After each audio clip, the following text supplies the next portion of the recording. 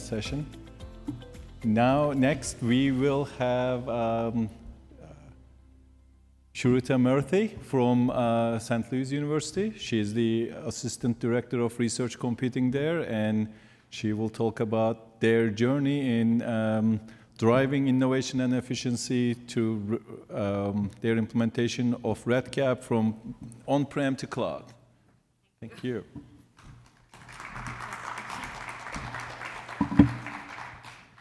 Hi, everyone. It's so nice to be here. Thanks for your time. My name is Shruti Srinivasamurthy. I lead cloud transformation for St. Louis University. Considering today's topic basically means I spend much of my time making sure that our REDCap surveys don't crash mid-consent form. Today, I'm going to talk to you about how we moved our REDCap from on-prem to cloud, a story that involves cloud infrastructure, a little bit of detective work, a lot of coordination across different teams, and a little bit about security audits too. If you've ever tried to upgrade or migrate a legacy system that was built years ago and all while staying compliant, I think this one's for you. So what's REDCap and why does it matter a lot? What's the big deal about it? REDCap is not just a survey tool at St. Louis University. I mean, most of the universities across the country, it's the IRB approved, NIH endorsed workhorse that supports patient-facing studies, surveys, clinical trials, and federally funded research. Over 1,800 active studies depend on it, and if REDCap goes down, let's just say our research pipeline goes with it. And I'll be honest, it's also the application that made our PIs say, I need this fixed yesterday. And what makes REDCap even more interesting is that every institution customizes it differently. Some host it under a desk, some of them in their basement. Others have 5 versions running in parallel, all differently. We at SLU had our legacy infrastructure with legacy authentication, old survey logic, and the infrastructure had become too scary and sacred at the same time.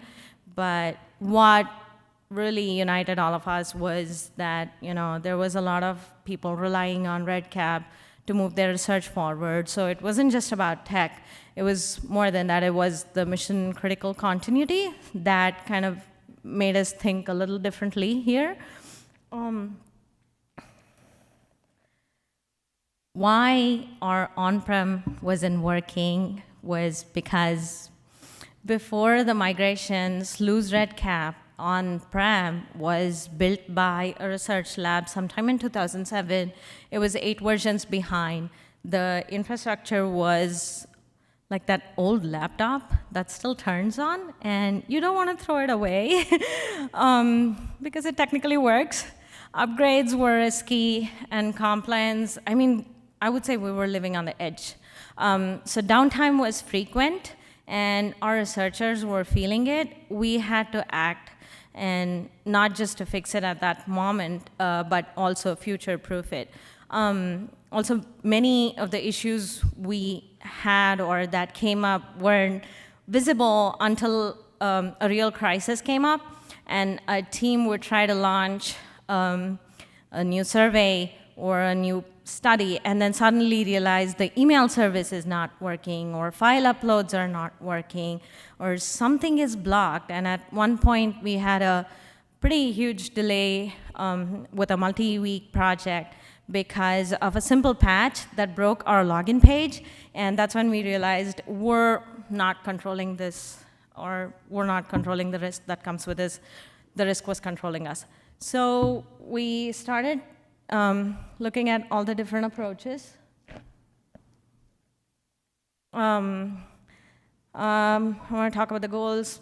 Basically, what we wanted or what we thought of achieving was, in short, a secure, scalable, compliant infrastructure that lets our researchers do the research and not chase IT tickets. And for us, we wanted a HIPAA compliant system that was non-negotiable, and flexibility to onboard, let's say, 3,000, 5,000 people, clinical trial or a study without blinking, yeah, yes, please. And visibility into cost, operative, and administrative efforts, that was critical too. So we chose to move to cloud because at that point, I think after evaluating, it was the only realistic path forward. So we didn't want to be the team that people contacted when something broke. We wanted to empower researchers, and we wanted to build something that's secure and that people could test confidently. And we also wanted to make sure that nobody worry about losing data or losing their study on a Friday afternoon or on a July 4th weekend. This really happened. And we wanted to build an infrastructure where compliance was proactive and not a panic button. So we started off with our project plan to build this on AWS. And the way it went was kicking off a project like this was more or less like forming a band. I mean, everyone's a soloist at first. We had research computing, that's us, the project owners, and then we had ITS, and we had a head institute who's the business owner for this project, and then we had the account team from AWS on standby. Everybody came in with a different tempo. Our first challenge was the application research group built 10 or more years ago, I think, and that nobody had documented any of the steps or anything they did on REDCap. Surprise! That was not something, I mean, we expected. And also the customizations we wanted, they were a little bit complex because IT was very specific. We wanted segmented hybrid network that works with the cloud, Shibboleth, Okta combo. Let's just say, none of that was plug and play. And if you've ever tried to troubleshoot something that was built by a postdoc 10 years ago who's now a tenured track faculty in another state, you know exactly what kind of detective work this will take. So our network requirements, again, SLU managed IPs, different VLANs, multiple firewalls, all of this, plus the SSO, the VPN, and a lot of customization with the SIEM tools. It was like playing 3D chess, except every piece spoke a different protocol, and we had to bring it all together. So those were kind of the challenges, but in a good way, I would say. And the technical migration timeline for this, I mean, it literally took more than a year and a half to actually mature, but we didn't just lift and shift. We dissected that old stack. We understood the Vanderbilt open source template that, I mean, the REDCap template that everybody kind of probably is aware of. We built SLU-specific automation and integrated our network infrastructure. So we had these 5 phases, taking that Vanderbilt template, understanding it, analyzing it, comparing it with our current on-prem environment, our customizations, which involve network, SSO, and all of that. And then the final cloud formation stack, which is a hardened stack that we can push to production and use it for repeatable process and for future purposes. And then the part that I think took a lot more time figuring out also was the data migration, because REDCap on-prem was several versions behind. The data points didn't match, the formats didn't match with the newer versions, and there were so many features that were available in the newer versions, which were not in the older version. So there was a lot to figure out. Also had some manual work to go into it. But then that part, and then the actual move to production, the cutover, the DNS flip, and everything. And then the last phase, that's my favorite. I don't know how I survived that, but that's the audits. The move to cloud was, a series of carefully coordinated relays, and we learned something valuable at every stage, I say. The importance of iterative testing, the need for dry run production move and audits, and how to make all of the stakeholders feel included. Even when you're explaining, let's say, network configs on a Zoom or a Teams call. So basically, we were trying to rebuild the institutional trust within the research community, within the leadership, within ourselves. And we kind of looked at what the real need is and came up with an architecture that involves AWS native services and the customizations from our institution, some of those security guardrails, including Security Hub, GuardDuty, Devo, Rapid7. We integrated simple email service, but used SLU domain and DMARC policies, Cortex XDR, everything integrated. And then we also made sure that we built a template, an infrastructure as code cloud permission template that we could reuse. And we built in monitoring, audit visibility, and patch automation on the entire infrastructure. Basically, we could sleep again. And we were not firefighting. That was really nice.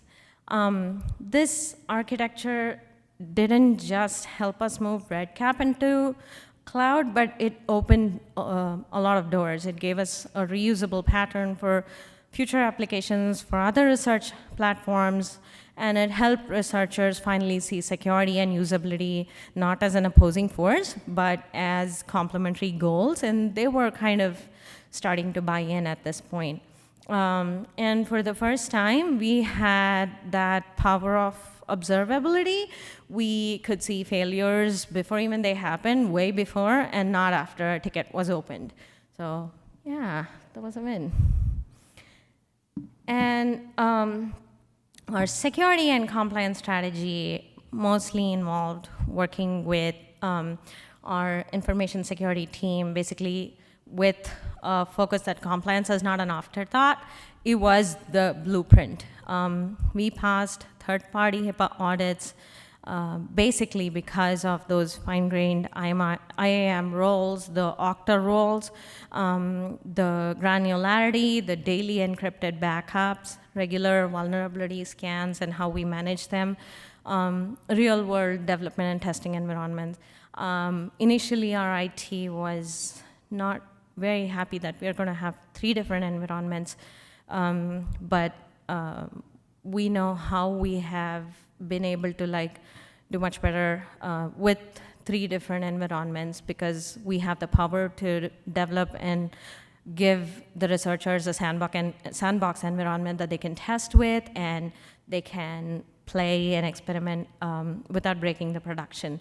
So when we pushed it into production, we were, I think, almost audit ready. We felt pretty confident. But we didn't just pass that one audit and be done with it. This infrastructure and many of the other cloud infrastructure that we have built gets audited every year. So we wanted to build a well-defined compliance posture that would stand up to evolving requirements long-term. And it was HIPAA compliance that was a requirement for this application. But there's FIPS today, there's CMMC tomorrow, there's something else every year. We've also created documentation for SLU IT so that they could independently validate configurations on the cloud and manage endpoint agents and reduce the burden on our team. We're a small team, so that kind of really helped.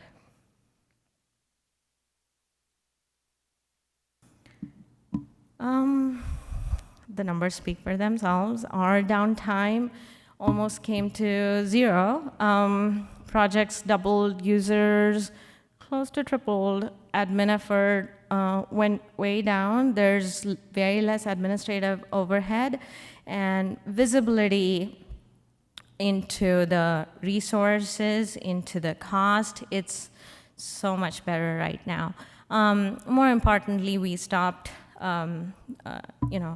that part where infrastructure was being a bottleneck, but infrastructure started becoming an enabler, and it was no more an excuse. So it also shifted the perception of our leadership from being, we were, not me, I would say most of us in the higher ed are known to say no to kind of most of those research projects, but from being the people who say no to being those collaborators who help scale research, that was a hard win for us. It's a cultural shift that made it happen at St. Louis University. For researchers, faster access to the research projects meant faster approvals, whether it's with IRB, anywhere else, and then less waiting meant more data collection. And for administrators, it was way lesser on the escalation part. So that was a win.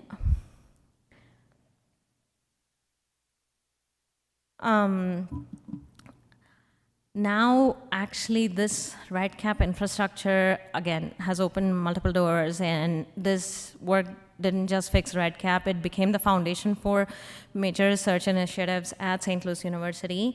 Ahead Institute, who are the business owners for REDCap, also manage something called Virtual Data Warehouse, where they get hospital data every month, and that virtual data warehouse is also backed by REDCap, which now supports over 7 million patient lives. It unlocked better, faster access and seamless collaboration, not just within SLU, but also other institutions. Many other institutions are able to collaborate better. And what's exciting is now we're part of those larger collaborations, and our REDCap instance integrates with multiple other applications, which supports multi-site studies across the Midwest. So this would have been impossible with our old setup. We're not just storing data. We're basically enabling collaboration at scale. It was not easy with the on-prem infrastructure. And there are some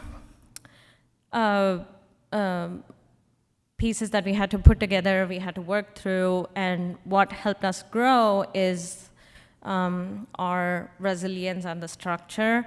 We learned that lift and shift is a lie. I mean, especially with cloud, it takes redesign, sure. We cannot just take something and put it in the cloud. We had to re-architect. Dev and test environments are non-negotiable. They are a must. And weekly sprints, stakeholder transparency meant a lot because there were so many people involved, and it was not easy to communicate with everybody, but that really was a requirement. And leadership buy-in, let's just say, it's a very hard game to win when your leadership is not keeping score.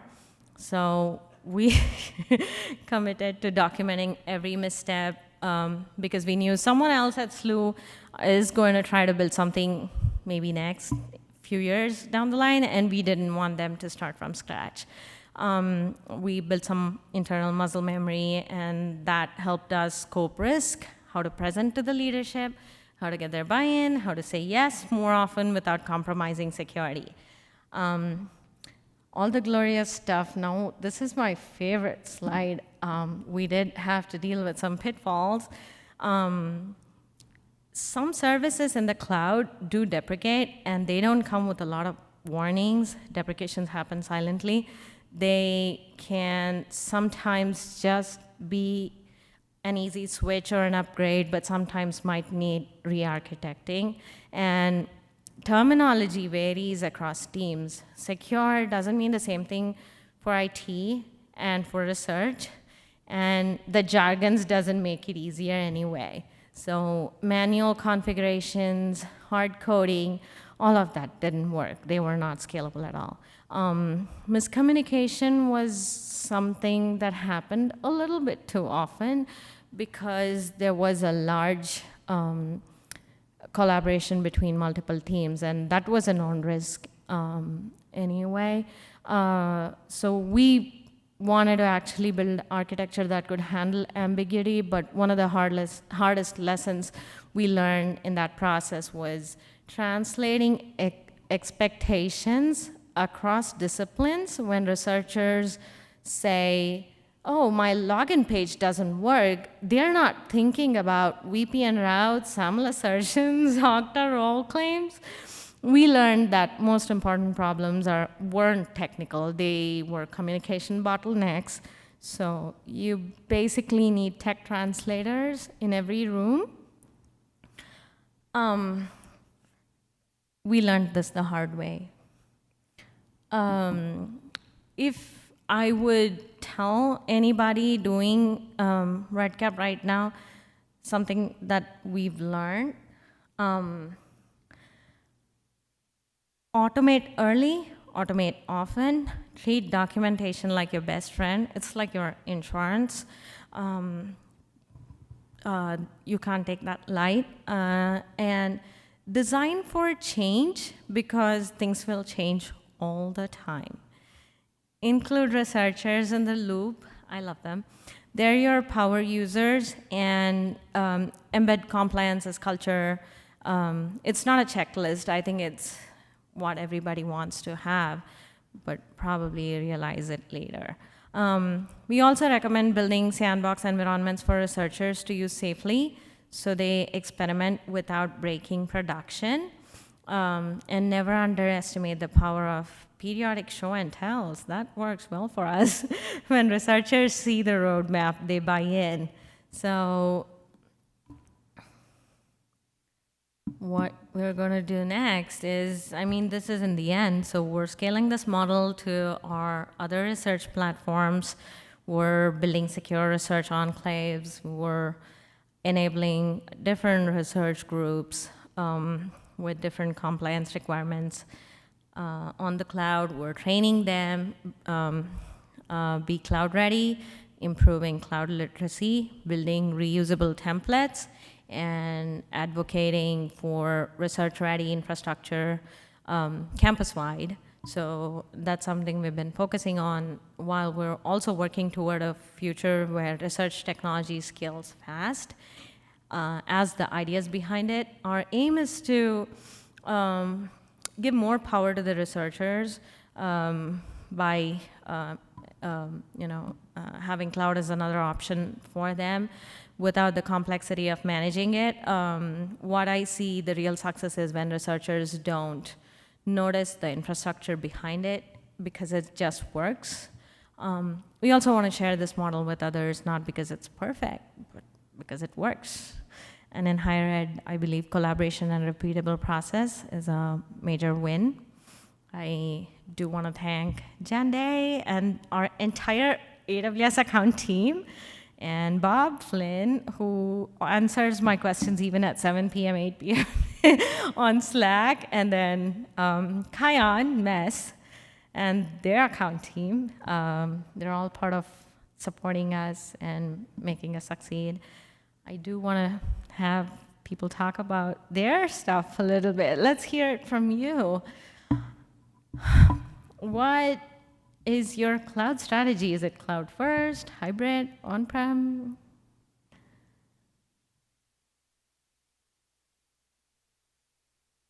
Cloud first. What about REDCap? Is it on-prem, cloud? Okay.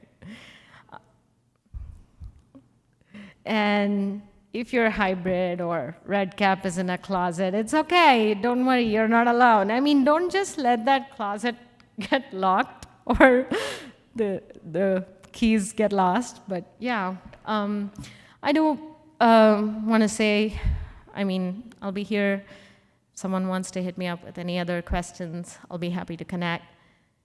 Thank you for being here. Did I talk too much or did I talk too fast? I still have 25 minutes. I'll take questions. Yes.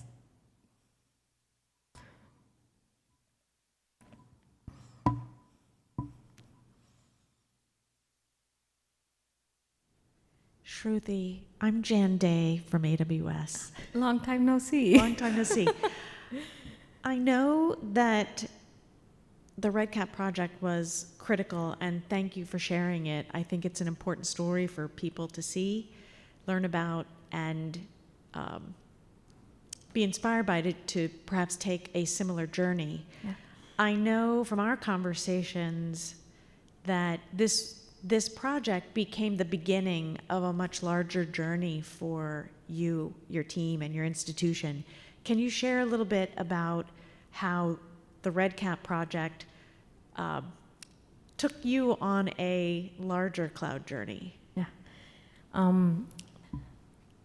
Before I joined St. Louis University or took on this role, I really didn't know what was going on, but they had a contract with something called REDCap Cloud. You know, this is REDCap open source application on the cloud, but there's something called REDCap Cloud that's a commercial contract or a commercial application, which, you know, university realized that there was, they paid for it, but then it didn't have the same functionality and the features that supports the research workflows. So they thought differently. They came up with so many other options, but then one day somebody came and asked our CIO, I have a 5,000 patient clinical trial that's funded by NIH, and I want to do it. How do we do it on REDCap? And they didn't know the way forward. And if it's on the cloud, yeah, we can just do it, right? Scaling up or down was not easy. But then we didn't have the right resources or the tech to support the cloud migration. So they were at a point to hire a consultant to map out the strategy. But then at that point, I think I joined the university, I came in, and then I didn't know the background, so I took it up and I started, okay, well, we'll figure it out. And when we made REDCap available for a lot of researchers, because it's used by everybody in research, hospital and School of Medicine, so many people started thinking that cloud is not our enemy. I mean, I'm okay if my data is on the cloud and it's not something that I can't control.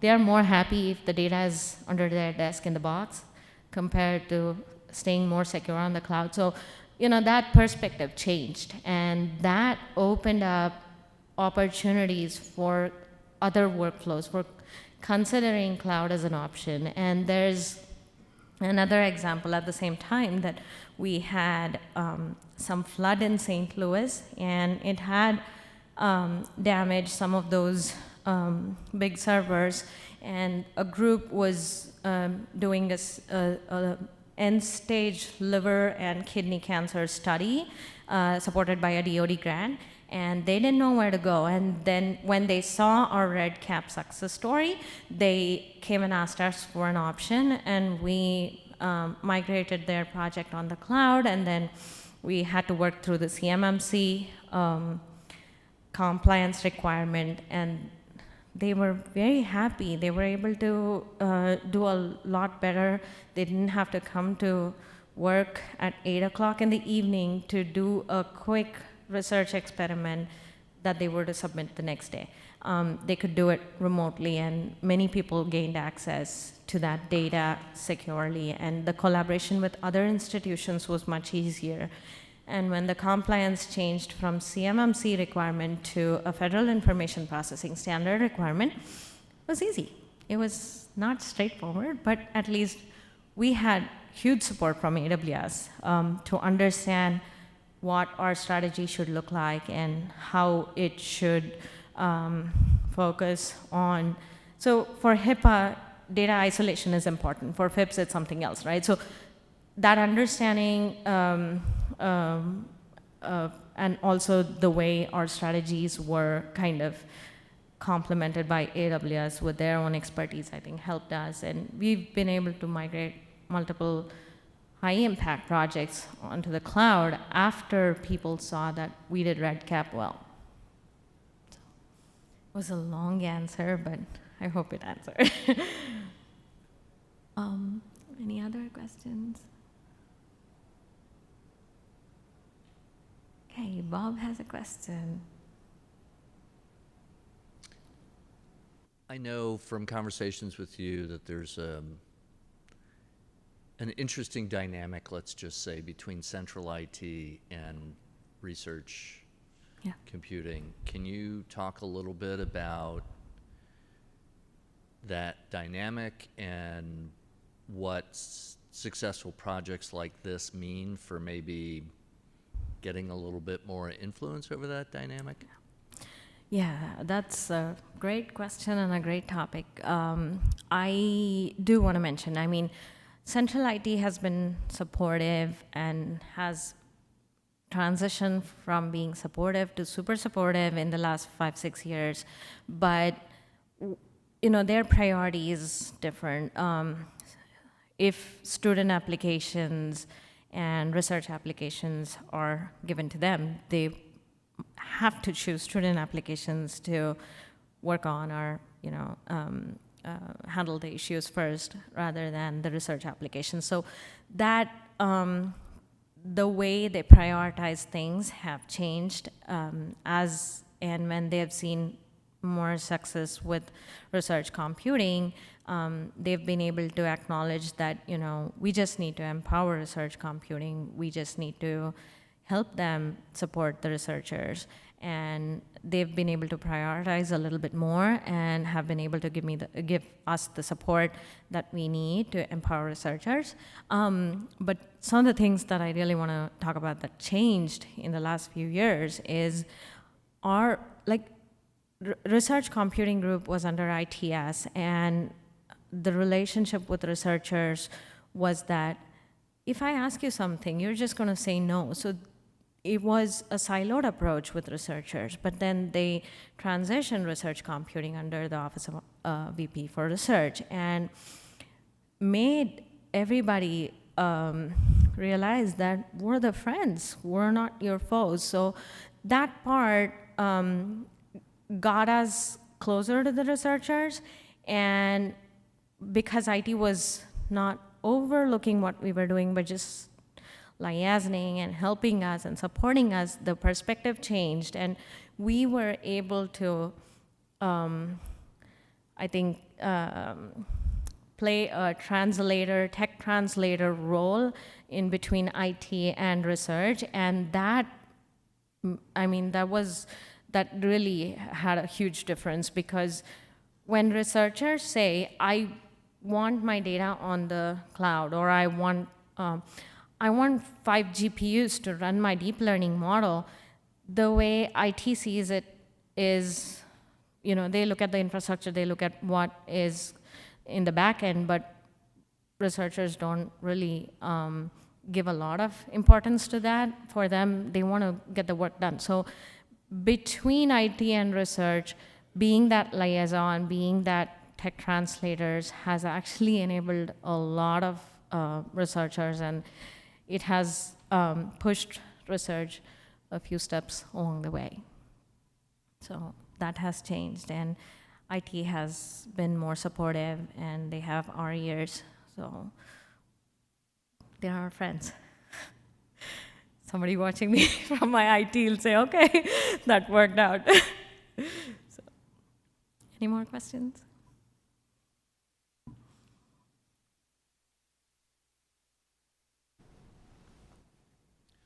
Hi, I think you had a slide where you mentioned using an AWS native stack. Did you have a process of considering different approaches, like maybe, for example, a Kubernetes-oriented type of architecture, or just curious whether you had any sort of evaluations of that kind of thing. Right. So the REDCap application is an open source application, and Vanderbilt has the open source CloudFormation stack on AWS. But there is another, and I think there's a blog about this on AWS too. So there's another research application. It's called Omero. It's an open microscopy image repository for the research microscopy and histology core at St. Louis University. Again, it's an open source application, but it was the first time we deployed it on the cloud. Like, nobody had ever had a full application stack deployed on the cloud before. And because we did it first, we used containers. We containerized the entire application, and we considered different approaches, but we're heavy on AWS. So we considered different services, different architecture for that, but we containerized, and we have automation also using the CI/CD pipeline. But it's not a stack that we can just, take it and deploy. There is an example stack that AWS built after we deployed this application on the cloud, but you do have to have like a lot of customizations done again for that. There have been several people trying to do this who have reached out to me personally and to the director of the RMHC core at St. Louis University, because when you integrate the CI/CD pipeline and when you're working on containerizing those applications, which work very well on your local servers, and you're trying to do it on the cloud, there are things you have to consider which might not be as straightforward as you just deploy them on your local servers. But yeah, we did use different services for that. Thank you, everyone.